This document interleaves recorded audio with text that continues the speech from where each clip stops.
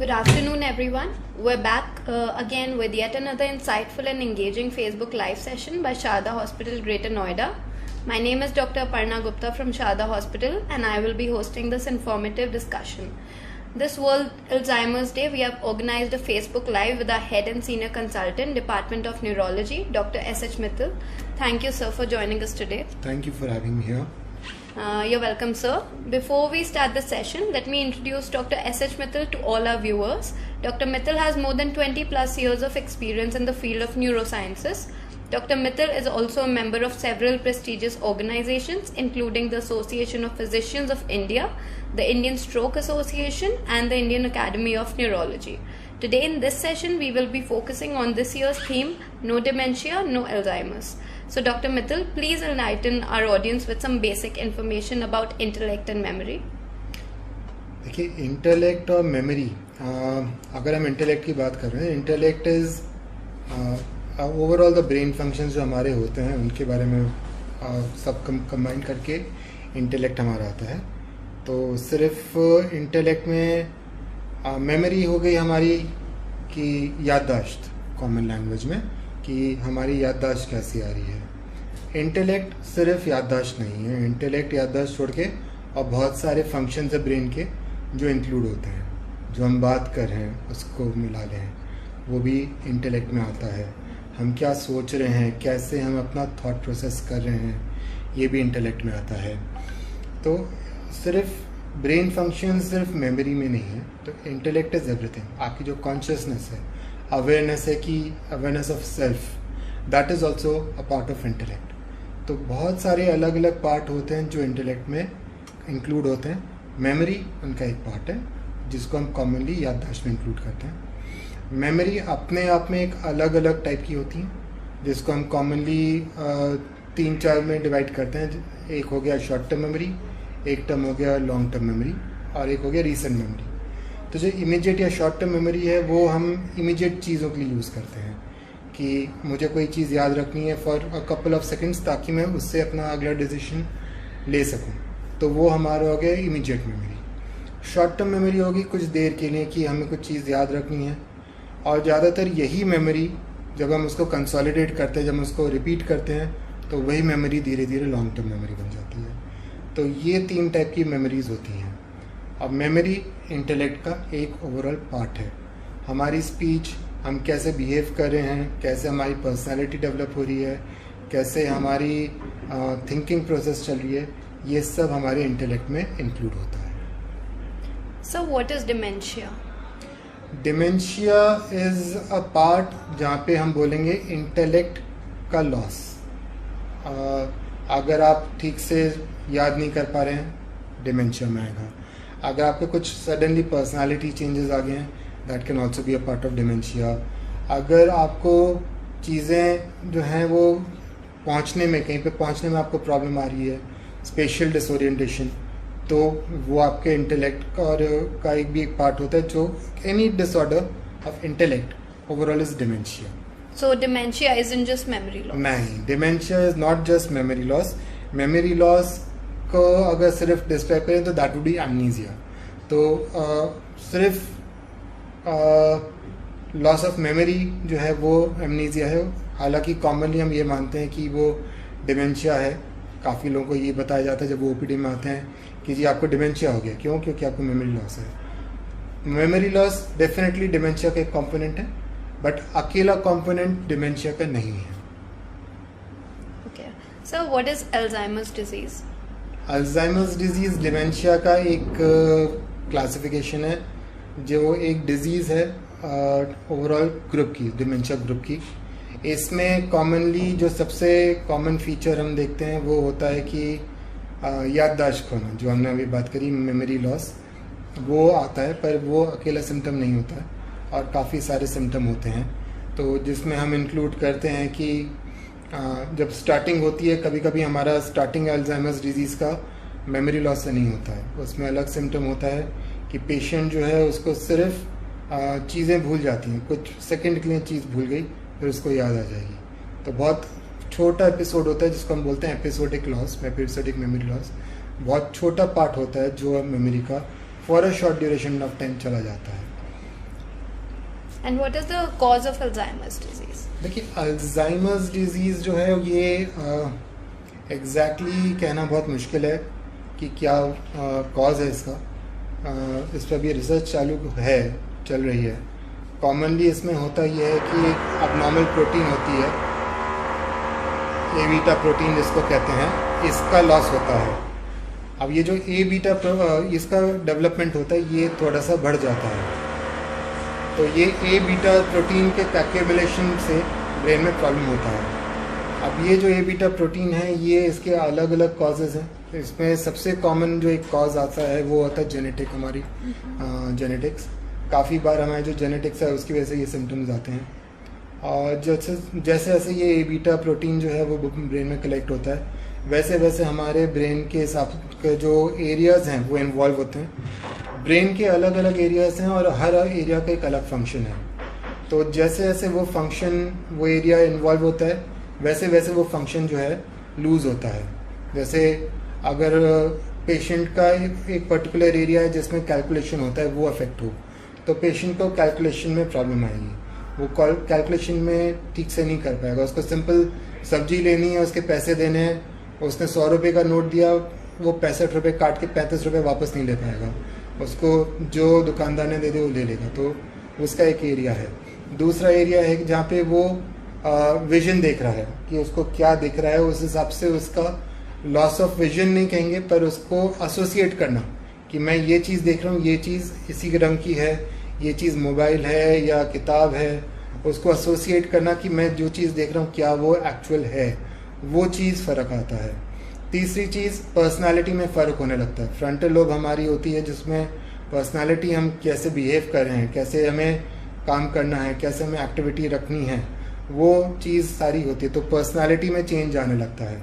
लोग अक्सर जो है काफ़ी धीरे धीरे साइलेंट हो जाते हैं, शांत हो जाते हैं, और फिर वही चीज़ धीरे धीरे जब डिजीज़ बढ़ती है तो काफ़ी बार देखा गया कि ये पेशेंट्स धीरे धीरे आगे जाके एग्रेसिव हो जाते हैं। तो ये सारी चीज़ें होती हैं जैसे जैसे हमारी ये ए बीटा प्रोटीन जो है वो ब्रेन में स्प्रेड करती है। अब काफ़ी सारे और भी फैक्टर्स हैं, जैसे एनवायरमेंटल फैक्टर्स हैं कि पेशेंट स्मोक करता है, अल्कोहल लेता है, टेंशन रहता है। तो ये सारी चीज़ें धीरे धीरे हमें कंट्रीब्यूट करती हैं इसमें कि ये चीज़ कैसे हमारे सिम्टम्स को प्रोग्रेस करेगी, ये चीज़ कैसे हमारे बीमारी को बढ़ाएगी। तो अल्जाइमर्स डिजीज़ जैसे हमने अब कहा कि एक ग्रुप ऑफ सिम्टम्स है और एक प्रोटीन के कलेक्शन होने से कॉमनली बनता है, जो धीरे धीरे हमारे न्यूरॉन्स को, जो हमारे ब्रेन के सेल्स होते हैं, उसको डैमेज करती है। Right. Are there any signs we can notice at an early age that predict that someone will get Alzheimer's disease? देखिए, मेमोरी लॉस जैसे हमने कहा हमेशा स्टार्टिंग में नहीं होता है।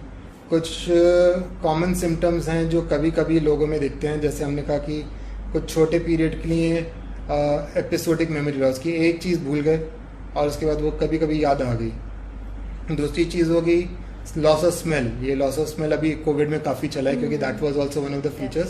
That is also previously a feature कि अल्जाइमर्स डिजीज़ में जब स्टार्टिंग होती है तो लॉस ऑफ स्मेल एक उसमें इंक्लूड होता है।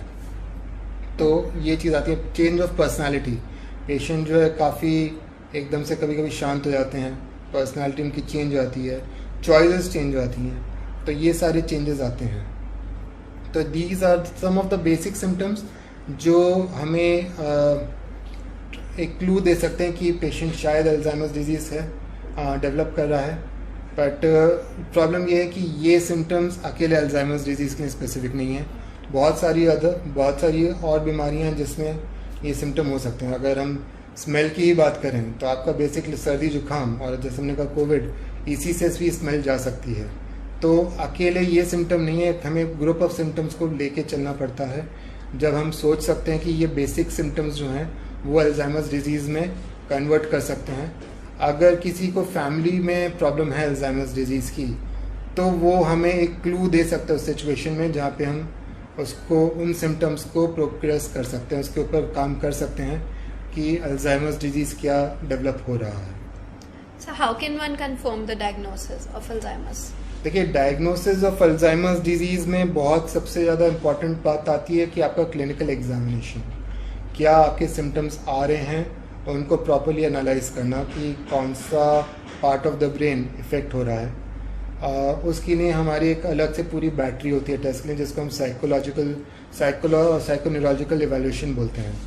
ये टेस्टिंग हमें क्लिनिकल होती है, पर ये सबसे ज़्यादा अच्छा हमें इंफॉर्मेशन देती है कि हमारे पास क्या ब्रेन का कौन कौन सा एरिया डेवलप जो है वो कौन कौन से एरिया डैमेज हो रहा है, और कौन कौन से एरिया जो डैमेज हो रहे हैं उसके हिसाब से हम बता सकते हैं कि क्या हमें अल्जाइमर्स डिजीज़ डेवलप हो रहा है। उसको छोड़ के बहुत सारे टेस्ट हैं जो कराए जाते हैं, बट काफ़ी कुछ इनमें से इसलिए होते हैं कि हम रूल आउट कर सकें कि कोई और बीमारी ना हो, क्योंकि जो हमारे सिम्टम्स हैं वो हमेशा अल्जाइमर्स डिजीज़ को स्पेसिफिक नहीं होते हैं। अगर हम देखें, कॉमन फीचर है, आप गाड़ी चला के घर जा रहे हैं, आपको रास्ता याद है, आप क्रॉस करते समय कम से कम 50 गाड़ी देखते हैं, पर आपको एक भी गाड़ी याद नहीं होगी अगर आप उसको 5-10 मिनट बाद सोचें। इसका मतलब ये नहीं कि आपको अल्जाइमर्स डिजीज़ होगी, आपकी याददाश्त खराब है। आप उस समय उन चीज़ों को देख रहे हैं, आप उस हिसाब से कार चला रहे हैं, कार को अवॉइड कर रहे हैं, अपनी गाड़ी बचा रहे हैं, अपनी स्पीड उस हिसाब से एवेलुएट कर रहे हैं कि सामने वाला किस हिसाब से चला रहा है, बट उसके बाद उसकी इंपॉर्टेंस ख़त्म हो जाती है, तो आप उसको याद नहीं रखते। तो ये हर मेमोरी लॉस, हर चीज़ जो आप भूल जाते हैं वो मेमोरी लॉस नहीं है। तो ये चीज़ हमें एवेलुएट करनी होती है क्लिनिकली कि क्या वो है। तो दूसरी चीज़ होती है कि किसी को शुगर की वजह से प्रॉब्लम है, वो लोग भी इस चीज़ को भूल जाते हैं कि किस समय किसी का शुगर डाउन हो गया है, उस समय उसको वैसे ही कुछ नहीं याद है। आपको स्ट्रोक हो गया है, उस समय स्ट्रोक में भी एक पर्टिकुलर एरिया होता है जो डैमेज हो जाता है। तो अगर वो वाला एरिया डैमेज हुआ है जहाँ पे मेमोरी का पार्ट है, मेमोरी का फंक्शन है, तो वहाँ पे आपको अमनीजिया हो जाएगा। तो जब आपको वहाँ पे अमनीजिया हो रहा है, आपको मेमोरी लॉस है, पर वो अगेन डिमेंशिया नहीं है। ब्रेन ट्यूमर्स हो जाते हैं, माइग्रेन हो जाते हैं, इतना सिवियर पेन होता है कि पेशेंट रिकलेक्ट नहीं कर पाता है, काफ़ी बार बस रिफ्लेक्सली काम करता चला जाता है, पूरे दिन में क्या हुआ उसको याद नहीं रहता है। तो ये सारे फीचर्स, मतलब आपके जो फीचर्स हैं वो अलग अलग डायग्नोसिस में हो सकते हैं। तो ये सारी डायग्नोसिस भी रूल आउट करने के लिए हम टेस्ट करते हैं। ब्रेन का इन्वॉल्वमेंट है, ब्रेन धीरे धीरे अल्जाइमर्स डिजीज़ में श्रिंक करने लगता है, तो ये करने के लिए हम लोग अक्सर जो है MRI कराते हैं। एक पेट स्कैन हम अब रिसेंटली एडवाइस करने लगे हैं ये डायग्नोज करने के लिए कि अल्जाइमर्स डिजीज़ है कि नहीं है। बाकी इनको छोड़ के ये जो कॉमनली अवेलेबल टेस्ट हैं हमारे पास, बट इसको छोड़ के काफ़ी सारे और टेस्ट आ रहे हैं जो बायोमार्कर्स हैं, जो हम CSF से या सीरम से एवेलुएट करने की कोशिश कर रहे हैं, बट अभी भी इनका कोई क्लिनिकल या एग्जैक्ट डायग्नोसिस में बहुत कंट्रीब्यूशन होना अभी इसमें थोड़ा सा वक्त है। तो मेनली हमारा क्लिनिकल डायग्नोसिस और उसको थोड़ा बहुत कंफर्म करने के लिए MRI स्कैन या पेट स्कैन ये हम कर सकते हैं, जो हमें डायग्नोसिस में हेल्प करेगा। So is there a cure for Alzheimer's? देखिए, अनफॉर्चुनेटली अभी तक कोई भी हमारा मेडिकेशन ऐसा नहीं है जो इसको अल्जाइमर्स डिजीज़ को डेफिनेटली एक अप कर्व दे कि बीमारी जो है वो सुधरती चली जाए। क्योर एज ऑफ नाउ नहीं है, हमारे पास कोई खास क्योर नहीं है। Okay. And what are some preventive measures we can take? देखिए, जैसे हमने कहा कि इसमें रिस्क फैक्टर्स और एनवायरमेंटल फैक्टर्स बहुत इम्पॉर्टेंट हैं। किसी को ब्लड प्रेशर की दिक्कत है तो आपका ब्लड प्रेशर बहुत अच्छे से कंट्रोल होना चाहिए। डायबिटीज़ है तो that should be well controlled. Cholesterols बढ़े हुए हैं तो they should be well controlled. Smoking और अल्कोहल अवॉइड होना चाहिए जहाँ तक हो सके। स्लीप बहुत इम्पॉर्टेंट है। आपकी नींद अगर अच्छी होगी तो ये डिमेंशिया का डेवलप होना थोड़ा सा कम वो होता है। It is not really contributory कि आपका जो स्लीप है, अगर वो आपको अच्छे से आपका सो रहे हो तो आपका डिमेंशिया उतना तेज़ी से डेवलप नहीं होता है। इसको छोड़ के और भी बहुत सारी चीज़ें हैं। डाइट आप क्या ले रहे हो, एक जो सो कॉल्ड अमेरिकन डाइट है, पिज़्ज़ास, बर्गर्स, ये अवॉइड करना चाहिए।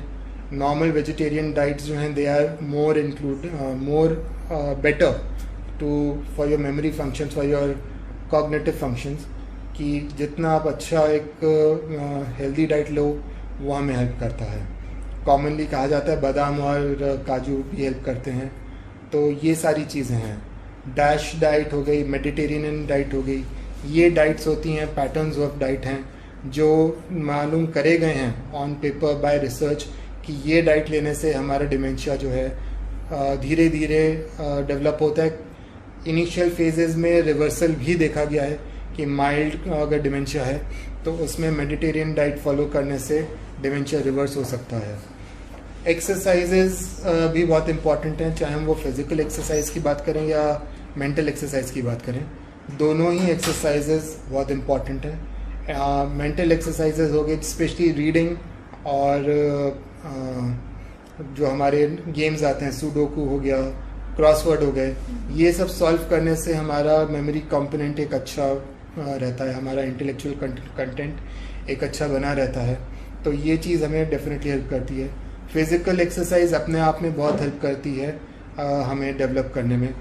दूसरी चीज़ आती है फिजिकल एक्सरसाइज की, अगर बात करें कि जैसे जैसे डिमेंशिया बढ़ता है अक्सर बाकी फीचर्स आते हैं, जैसे कुछ लोगों के हाथ कांपने लगते हैं, चलने में दिक्कत होने लगती है। तो ये चीज़ अगर हम अपनी फिजिकल एक्सरसाइज रखते हैं तो इस टाइप के सिम्टम्स भी हमारे अच्छे से कंट्रोल हो सकते हैं। So is it a genetic disease? Alzheimer's disease में जेनेटिक्स इन्वॉल्व है।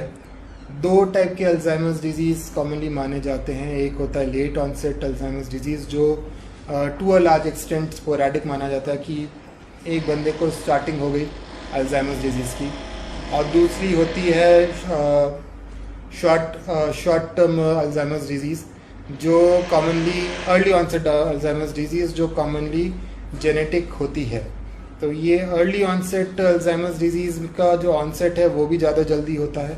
जो हमारी लेट ऑनसेट अल्जाइमर्स डिजीज है उसका ऑनसेट यूजली 60 ईयर्स के बाद होता है। Early onset Alzheimer's disease almost 40 years के बाद भी स्टार्ट हो सकता है। तो ये अल्जाइमर्स डिजीज जो अर्ली ऑनसेट है ये जेनेटिक होने के चांसेस ज़्यादा होते हैं, बट ऐसा नहीं है कि लेट ऑनसेट में हमें जेनेटिक्स में प्रॉब्लम नहीं मिल सकती, हमें वहाँ पे भी मिलते हैं symptoms. Is Alzheimer's fatal? Alzheimer's disease में डेफिनेटली लाइफ स्पैन थोड़ा सा कम होता है, ऑलमोस्ट 4 to 5 ईयर्स से लाइफ स्पैन कम हो सकता है। Okay.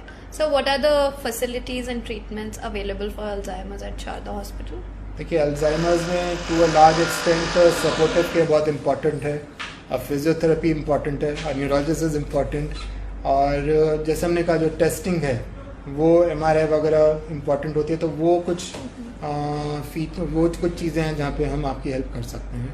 प्लस कुछ मेडिकेशंस डेफिनेटली क्योर नहीं है, but there are some medications that will help us to at least hold the Alzheimer's dementia for some time, but definitely उसके बावजूद डिजीज प्रोग्रेस कर सकती है।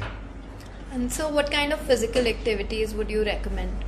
देखिए, फिजिकल एंड मेंटल एक्टिविटीज़ दोनों ही इम्पोर्टेंट है। हमने जैसे कहा कि रीडिंग है, सुडोकू है, क्रॉसवर्ड हो गए, तो mental activities are important and physical activities daily एक आपका half an hour to 1 hour का वॉकिंग पीरियड ज़रूरी है, दैट शुड बी डन। आपकी जो कोऑर्डिनेशन एक्सरसाइजेज हैं वो आपके रेगुलर मेंटेन करनी चाहिए। तो यस, डेफिनेटली एक्टिविटी होना डेफिनेटली अल्जाइमर्स डिजीज को हेल्प करता है। So basically a healthy lifestyle can help us avoid Yes, absolutely a healthy lifestyle। जैसे हमने कहा, डाइट अपने आप में अच्छी होनी चाहिए, एक्सरसाइज अपने आप में अच्छा होना चाहिए। Living a healthy lifestyle will definitely help at least delay the Alzheimer's disease if not avoid it. So what are some other diseases that can cause dementia? देखिए, जैसे हमने कहा डिमेंशिया पहले तो अकेला मेमोरी लॉस नहीं है, बहुत सारे और कंडीशन सिम्टम होते हैं उसमें। वैसे ही डिमेंशिया में और बीमारियां भी होती हैं। अल्जाइमर्स डिजीज सिर्फ एक डिमेंशिया का बीमारी है जो एक टाइप ऑफ डिमेंशिया है, और बहुत सारे टाइप हैं, जैसे फ्रंटो टेम्पोरल डिमेंशिया है, डिमेंशिया विद ल्यूई बॉडीज़ हैं, तो मिनिमम कॉग्निटिव इम्पेयरमेंट है। काफ़ी अलग अलग टाइप के और डिमेंशियाज होते हैं, और हर एक का फीचर थोड़ा बहुत अलग होता है। और फॉर्चुनेटली और अनफॉर्चुनेटली अक्सर ये जो सिम्टम्स हैं ये मिक्स कर जाते हैं। जैसे अल्जाइमर्स डिजीज़ का एक वेरिएंट होता है जिसको हम बिहेवियरल वेरिएंट बोलते हैं। इसमें मेमोरी लॉस इतना ज़्यादा नहीं होता जितना सडनली पेशेंट का बिहेवियर चेंज हो जाता है। That is the more dominant feature, कि एकदम से धीरे धीरे पेशेंट का जो बिहेवियर है वो धीरे धीरे प्रोग्रेस करता चला आता है, चेंज होता जाता है। एक जो बंदा बहुत एक्टिव हो वो एकदम से बड़ा पैसिव सा हो जाता है, और वाइस वर्सा कि एक शांत बंदा एकदम से बहुत एग्रेसिव होने लगता है। चॉइसेस बदल जाती हैं कि खाना किसी को बहुत कुछ पर्टिकुलर फूड आइटम पसंद है, वो उसको छोड़ के कुछ और ही खाने लगता है, या उसका चॉइस ऑफ फ्लेवर ख़त्म हो जाता है कि आप कुछ भी दे दो खा लेगा। तो ये इस टाइप के फीचर्स आने लगते हैं अक्सर frontal variation of Alzheimer's disease में। पर इसी टाइप के फीचर्स आते हैं हमारे फ्रंटो टेम्पोरल डिमेंशिया में, जो हमारा सेकेंड मोस्ट कॉमन ग्रुप है डिमेंशिया का। तो ये अलग अलग टाइप के हैं। उसी तरह से अल्जाइमर्स डिजीज़ का एक वेरिएंट होता है जो अफेजिया ज़्यादा करता है। अफेजिया में होता है कि पेशेंट को धीरे धीरे बोलना कम हो जाता है, वो धीरे धीरे एक्सप्रेस करना कम कर देता है अपने आप को। अब अगर हम कॉमनली देखें तो ये aphasia is more commonly a part of stroke, तो ये चीज़ हमें डिफ्रेंशिएट करनी पड़ती है। तीसरी चीज़ होती है कि जैसे अल्जाइमर्स डिजीज़ बढ़ती है, लोग धीरे धीरे डिलीरियस हो जाते हैं, एंग्जाइटी होने लगती है, बड़बड़ाना चालू कर देते हैं, चीज़ें नज़र आने लगती हैं, सुनाई देने लगती हैं, कोई होता नहीं है वहाँ पे, पर उनको लगेगा वहाँ पे कोई खड़ा है, कोई कुछ नहीं बोल रहा, पर उनको सुनाई देगा कि कोई मुझे बाहर बुला रहा है। तो ये इस टाइप के हेल्यूसिनेशंस वगैरह होते हैं। अब ये कॉमनली अल्जाइमर्स डिजीज़ में लेट स्टेज में मिल सकते हैं। अगर हम देखें तो ये हेल्यूसिनेशन और इल्यूजन जो है डिमेंशिया विद लुई बॉडीज़ जिसको कहते हैं, इस टाइप की कंडीशन में बड़े कॉमन फीचर हैं जो हमारे पास अल्जाइमर्स डिजीज़ में लेट मिलते हैं। तो सिम्टम कैसे डेवलप कर रहा है वो बहुत इंपॉर्टेंट होता है। बट येस, डेफिनेटली डिमेंशिया में और भी तरीके की बीमारियां हैं, Alzheimer's is just one of them. कैसे हमें उनको डिफ्रेंशिएट करना है, उसके लिए प्रॉपरली हमें पेशेंट को ऑब्जर्व करके उसकी हिस्ट्री लेनी पड़ती है कि कैसे सिम्टम डेवलप हुए, क्या क्या सिम्टम्स हैं, क्या क्या सिम्टम का कॉम्प्लेक्स है, वो सब हमें लेना पड़ता है। जैसे हमने कहा पेट स्कैन और MRI, इसमें भी हमें फ़र्क मिलता है, क्योंकि अलग अलग डिजीज़ में, चाहे वो फ्रंटो टेम्पोरल डिमेंशिया हो या हमारा अल्जाइमर्स डिजीज़ हो, different kind of areas involve होते हैं। तो हमारा पेट स्कैन और MRI एक तो ये पकड़ सकता है कि कौन सी किस टाइप की हमारी प्रोटीन एक्यूमुलेट हो रही है ब्रेन में, और कौन सा ब्रेन का हिस्सा डैमेज हो रहा है। तो ये दोनों चीज़ें हमें थोड़ा सा गाइडेंस दे सकती है एक्स्ट्रा कि हम किस टाइप का डिमेंशिया डेवलप कर रहे हैं। Right.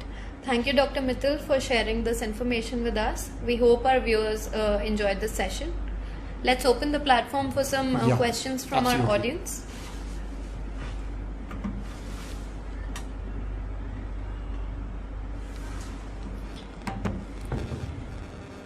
Okay, so there's a question from Mr. Pravan Kumar. Who is at risk for Alzheimer's? Alzheimer's पे सभी रिस्क हैं, क्योंकि हमारे जो रिस्क फैक्टर्स हैं उसमें बहुत कॉमन बीमारियां हैं, डायबिटीज़, ब्लड प्रेशर जैसी चीज़ें। कुछ कॉमन आदतें हैं जो बहुत प्रिवेलेंट हैं, जैसे स्मोकिंग है, अल्कोहल इंटेक है। आज की डेट में टेंशन के ज़माने में बच्चों से चालू हुए थे कि एग्ज़ाम के टाइम में सोना बंद हो जाता है, स्लीप का डेफिसिट हो जाता है, डाइट का पैटर्न बहुत ज़्यादा अबनॉर्मल है। तो definitely almost everyone is at a risk of developing dementia, if not just Alzheimer's disease. अगर हम स्पेसिफिकली सिर्फ अल्जाइमर्स डिजीज़ की बात करें तो डेफिनेटली जो लोग जिनके पास एक फैमिली हिस्ट्री है डिमेंशिया की या अल्जाइमर्स डिजीज़ की, उन लोगों को कॉमनली अपने आप को एक सेल्फ असेसमेंट या अपने न्यूरोलॉजिस्ट से मिलके एक एनुअल चेकअप रख लेना चाहिए कि क्या they are also at developing दो सिम्टम्स, क्योंकि सिम्टम्स बहुत माइनर हो सकते हैं। आप सिर्फ ये भूल गए कि आपका पेन कहीं रह गया है, और वो भी अल्जाइमर्स का सिम्टम हो सकता है। बट जैसे हमने कहा, ये पेन भूलना कोई बड़ी बात नहीं हो सकता। इस समय मैं भी अपना पेन जो अपने OPD में भूल के आया हूँ। तो ये ऐसे सिम्टम्स होते हैं जो बहुत कॉमन हैं और जो बहुत ईजी हैं, जो मिस करना बहुत ईजी है। तो definitely at risk almost everyone, more at risk जिसको स्क्रीनिंग कॉमनली करना चाहिए, someone who is having these risk factors, या जिसकी एक फैमिली हिस्ट्री पॉजिटिव है, उसको एक इस चीज़ के बारे में रेगुलरली चेकअप या इवैल्यूएशन करते रहना चाहिए। Okay, sir. Sir, next we have a question from Miss Niharika Bhatnagar. Is Alzheimer's more common in males? Alzheimer's can be common in males as well as females. ऐसा कोई बहुत specific genetic gender differentiation नहीं है, but slightly 19-20 का फ़र्क होता है। But yes, to a large extent it is common in both males as well as females. थोड़ा सा मिसमैच इसलिए भी हो जाता है क्योंकि जैसे हमने कहा कि सिम्टम्स काफ़ी कुछ कॉमन होते हैं और काफ़ी बार डायग्नोसिस मिस्ड होती है, क्योंकि होता कुछ और है पर आप सोचते कुछ और हो। हमारे पास एक रिसेंटली पेशेंट आगे गए थे, she had been having memory loss for almost 6 months। 6 महीने से उनको चीज़ें नहीं याद आ रही थी, चीज़ें रख के भूल जा रही थी, कभी भी कुछ भी कहीं चली जाती थी, खाना पीना बंद कर रखा था। तो उनको हमारे पास भेजा इसलिए गया था कि जी शायद इनको डिमेंशिया हो गया, शायद अल्जाइमर्स डिजीज़ हो गया है। जब उनका पूरा असेसमेंट करा, सारे टेस्टिंग वगैरह कंप्लीट करी, तो शी सिंपली हैड डिप्रेशन। थोड़ा सा एंटी डिप्रेसेंट दिया गया, she slowly showed some improvement. तो जैसे हमने कहा कि इसमें काफ़ी सारे फीचर्स इंक्लूडेड होते हैं। Right. Mr. Rishabh Arora would like to ask, what can trigger Alzheimer's? What can trigger Alzheimer's? जो हमारे रिस्क फैक्टर्स हैं, they can trigger Alzheimer's. Genetics can trigger Alzheimer's. तो हमारे जो फीचर्स हैं, जो आपकी डाइट है वो अच्छी होनी चाहिए. As far as possible take a good healthy diet. Physical exercise, mental exercise को एक रेगुलर करते रहें, वो चीज़ ज़रूरी है. So next we have a question, does anxiety make Alzheimer worse? Anxiety अपने आप में वो फीचर्स दे सकती है जो अल्जाइमर्स के होते हैं. अगर आप परेशान हो, आप बाकी चीज़ों पे फोकस नहीं कर रहे हो, तो आप ऑटोमेटिकली चीज़ों को ध्यान नहीं दोगे, आप उस चीज़ को सोचोगे नहीं. तो अगर मैं किसी चीज़ के बारे में टेंशन में हूँ, तो मैं नहीं याद रखूँगा कि मैं इस समय क्या करूँ. बाय रिफ्लेक्स हो सकता है मैं कुछ करता चला जाऊँ, बट अगर मेरा फोकस किसी और चीज़ पे है, तो मैं इस एक्टिविटी को शायद आधे घंटे 1 घंटे बाद रिकलेक्ट नहीं कर पाऊँ. तो एंग्जाइटी येस डेफिनेटली आपका अटेंशन वेरी करता है, अटेंशन को चेंज करता है, उसके आपका जो फोकस है उसको चेंज करता है. तो अगर आपका एंग्जाइटी कंपोनेंट है, तो वो अपने आप में आपकी मेमोरी इश्यूज़, आपके कॉग्निटिव इश्यूज़, आपके बाकी सारे इंटेलेक्चुअल इश्यूज़ को अफेक्ट करता है. तो जब ये हमारे फीचर्स हैं, तो वो अपने आप में आपको मेमोरी लॉस का एक फीलिंग देगा. अल्जाइमर्स डिजीज़ के फीचर्स अगर पेशेंट को है, तो वो देखिए, अगर हम एक डेवलप्ड अल्जाइमर्स डिजीज़ की बात करें, पेशेंट को वैसे ही बहुत ज़्यादा याद नहीं रहने वाला है, तो उसको शायद उतना एंग्जाइटी पे फ़र्क ना पड़े. बट येस, इनिशियल कंपोनेंट्स में, माइल्ड फेजेस में, एंग्जाइटी में डेफिनेटली वो सिम्टम्स प्रोग्रेस कर सकते हैं. तो एंड लाइक आई सेड कि एंग्जाइटी बिना अल्जाइमर्स के भी फीचर्स दे सकता है, सिम्टम्स दे सकता है. Right. So why is Alzheimer's more common in older people?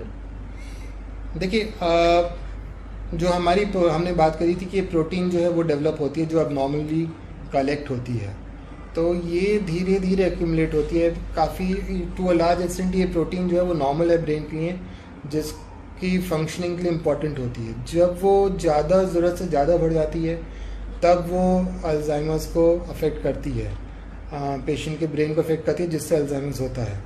पर ये चीज़ जो है वो थोड़ा सा जब बढ़ता है, जैसे जैसे आपकी प्रोटीन बढ़ेगी, वैसे वैसे आपके सिम्टम बढ़ेंगे. हमने इससे भी बात करा जब हम स्कैन्स की बात कर रहे थे, कि जिस एरिया में आपका प्रोटीन बढ़ रहा है, वो एरिया डैमेज हो जाएगा, वो हमें दिखेगा. तो जैसे जैसे वो प्रोग्रेस होगा, जैसे जैसे वो प्रोटीन डेवलप होगी, एक्स्ट्रा बढ़ेगी, वैसे वैसे हमारा ब्रेन ज़्यादा अब नॉर्मल होता चला जाएगा. तो मे बी द सिम्टम जो हम देख रहे हैं onset, that is at one age. Onset हो सकता है उससे काफ़ी पहले हो. इनफैक्ट जो फोकस हमारा रिसर्च में चल रहा है, दैट इज़ कि क्या ऐसे सिम्टम्स हैं, क्या ऐसे टेस्ट हैं जिससे हम ये चीज़ पहले पकड़ सकें, और उससे हम एक जल्दी ट्रीटमेंट या एक जल्दी उसको एक फोकस कर सकें, कि हमें उससे एक टारगेट भी मिल सकता है कि यस, ये प्रोटीन इस स्टेज पे डेवलप हुई, इससे इस पार्ट से क्लिक हुई है, तो इस क्लिक को हटाएं ताकि हमारा डिमेंशिया डेवलप ही ना हो. तो डेफिनेटली इसी की वजह से जैसे जैसे प्रोटीन बढ़ती है, एक डिजीज़ जो है हमारी डेवलप लेट होती है, दिखती लेट है.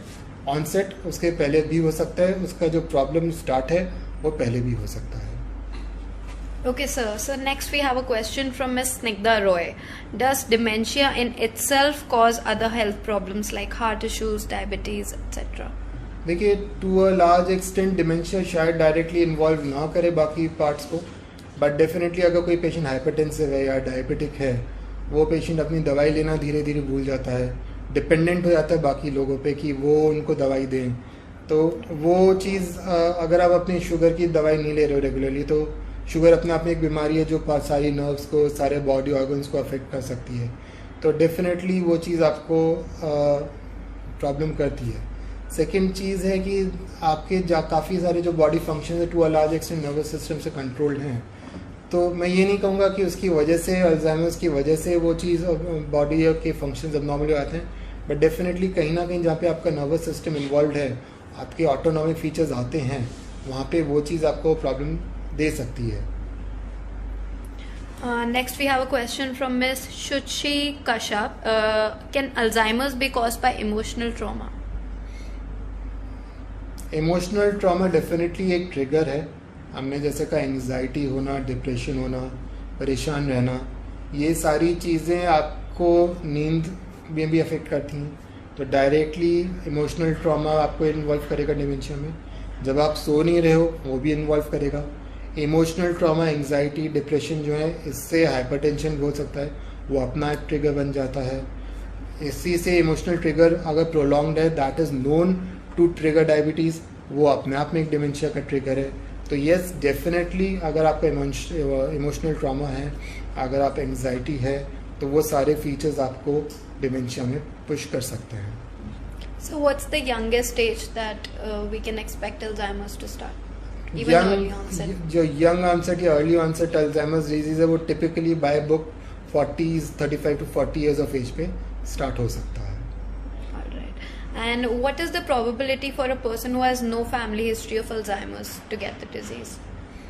Probability of developing Alzheimer's disease is a good one. अगर आपके पास जो रिस्क फैक्टर्स हैं वो आप उसको कंट्रोल नहीं कर रहे हो, डेफिनेटली आपको फ़र्क दिखता है. अगर आपका ये सिम्टम्स हैं, आप अगर नॉर्मली भी ट्राई करें, जो पेशेंट्स हैं, जो लोग हमारे वेट लॉस करते हैं या जो हमारे डायबिटिक्स हैं, जो हमारा बेटर कंट्रोल होता है, जो अच्छा कंट्रोल होता है, उतना अच्छा कंट्रोल नहीं होता, या कुछ लोग होते हैं जिनका कोलेस्ट्रॉल बहुत बढ़ा हुआ होता है, वी सी द डिफरेंस कि आपके जो रिस्क फैक्टर्स हैं वो अगर अच्छे से कंट्रोल हैं, we see the difference in the memory component and the other intellectual functions, जो हमारे अनकंट्रोल्ड रिस्क फैक्टर्स में उतना अच्छे से नहीं दिखता है.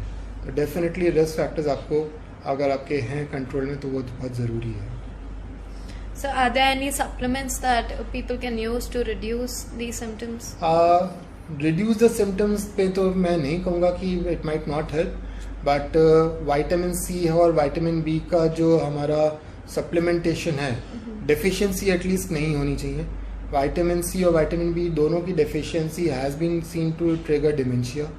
और थायराइड फंक्शंस, थायराइड के जो डिसऑर्डर है, that is also known to cause dementia. तो ये 2-4 चीज़ें हैं जो हमें सप्लीमेंट लेवल पे या मेडिकेशन लेवल पे we can have a look at it, कि ये लेने से कुछ इम्पोर्टेंट हमें बेनिफिट मिल सकता है. Vitamin E is also known to help, कि जब आप अगर एक रेगुलर डिमेंशिया, क्योंकि ट्रीटमेंट में भी हम अक्सर विटामिन ई प्रिस्क्राइब करते हैं. Thank you, sir. I think all our audience questions were answered today. It was a fruitful discussion. We'll be stay tuned for such live sessions. We'll be back. Thank you. Thank you. Thank you, sir. Thank you.